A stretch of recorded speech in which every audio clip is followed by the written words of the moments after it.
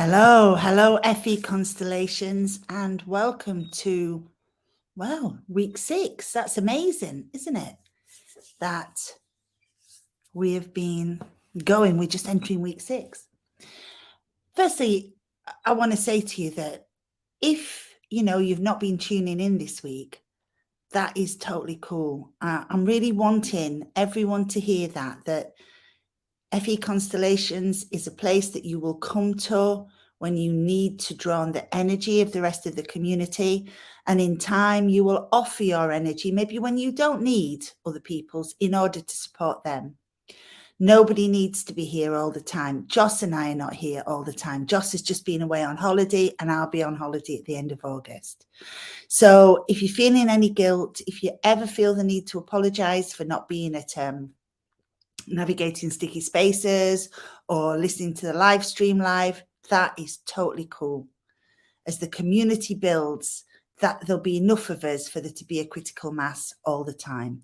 And if there are going to be quiet weeks in an educator's year, then this is them.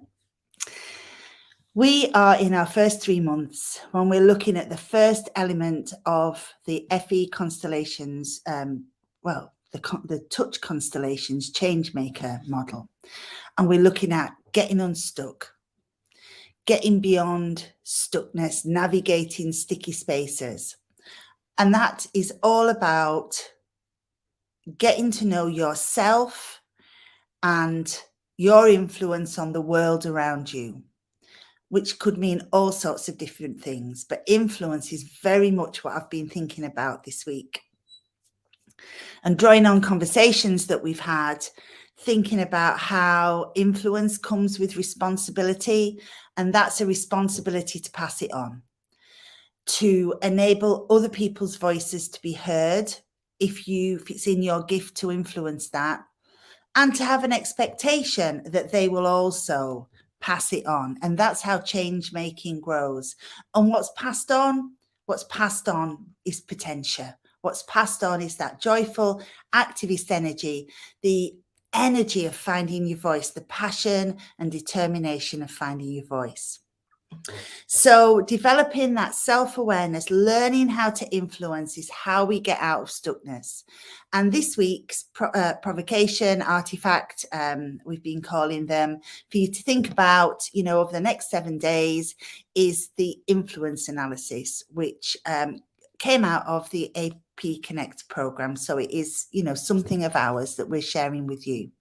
You may have done an influence analysis before, but don't let that stop you doing another one. We can do them for different projects, different teams, in different times and different places.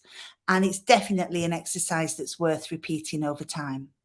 So if you're watching the playback, you will see in the narrative below the article that comes with the playback, a link to 2 things, 2 links, in fact. One link takes you to a workbook called Creating Spaces to Think in Education and Training, which I wrote with my good friend Kay Sidebottom. It's a publication of the Education and Training Foundation, and it's largely about the thinking environment. And many of you have already encountered the thinking environment, and we'll come back to that later on in the architecture. And in there is a step-by-step guide to doing an influence analysis. I've also done a video. It's hosted on Canva. So let me know if you have any problems accessing that, because I've pushed myself a little bit. I've never really recorded using that platform before. So let me know how it goes. And you start and stop the video so that you can get on with the tasks. And then I'll talk you through the next bit. The point of the influence analysis is to vie potestas, that power, as usual, clout, hierarchy, status, against potentia, the joyful activist energy that we share here, that FE Constellations is all about. And what I'm asking you to do is make an assessment of the human beings, not the roles. We don't influence roles. We influence humans. We don't influence as a role, we influence as a human being. So to think about all of the people who are around, who are getting in the way, or possible allies of the work that you're trying to do, the thing that you're trying to change. Might be within the organization, might be external to the organization, and really sort them into 4 quadrants. And each quadrant will have a different requirement when it comes to getting your message out, and we'll pick up with that later on in the program.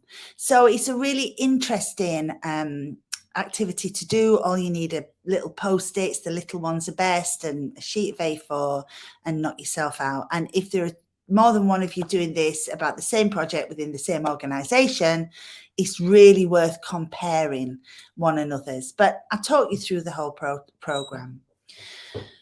Influence is important. It is super easy when we become disempowered within an organization or within a system such as FE, which is constructed to be disempowering for all of us, I think, including students. It's easy to forget that we have potential. It's easy to forget that. You all have potential, otherwise you wouldn't be in here. And doing the influence analysis allows us to accept that idea. People often feel uncomfortable around the word power. I can remember when I was first doing thinking environment work, going back 4 or 5 years now, with the AP Connect project, asking a question about where do you feel most powerful in your work? People really rejecting that idea because they thought about power as a bad thing, about hierarchy. They were almost invested in saying, I have no power. When potential was introduced to them, they felt differently. And I think they found the use of that word power easier on the whole, though there were still some resistors. If we're going to change a whole system, if we're going to change a whole world, we need to be not only enacting our own potential, our own influence, we need to be enabling others to do that and expecting others to do that as well. So that is something I would love to have your thoughts on after the live stream today. Okay, we can step into our own power and influence.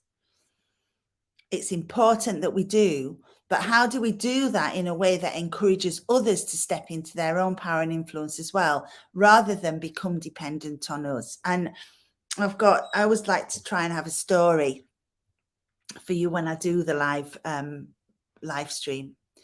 And my story is to do with a wonderful thing called the Working Class Academics Conference, which was founded by Peter and Alexandra Shuki. And it's taken a Glasgow break this year, but ran for the last 2 years. And the first year in particular was just extraordinary. And it was a joy to be part of, to be presenting at, to be involved in organising. And lots of people came and they told their story. And they told their story as a way of stepping into their power as a working class academic. That's brilliant. And it was great to hear those stories. By the second year, some people were still telling the same story. And that was really interesting to me because the activist thing hadn't happened. They hadn't used that as a springboard into to step into their own potential. And the conference wasn't set up in such a way that we could help them do that. It was a conference, it was over. Come January, we're thinking again about the next year. So that, for me, is what this community is all about. It's about that continuing, always present space where you can remember that you have power and remember to step into it and remember how to step into it. Lee Patel, the educational researcher and writer, says, why me? Why now? And that's the only question we ever need to ask. And we will find plenty of answers to that. So enjoy doing the activity, enjoy another week of your summer. And we will be back with you on Sunday in the chat to check out what you've created this week. Lots of love. See ya.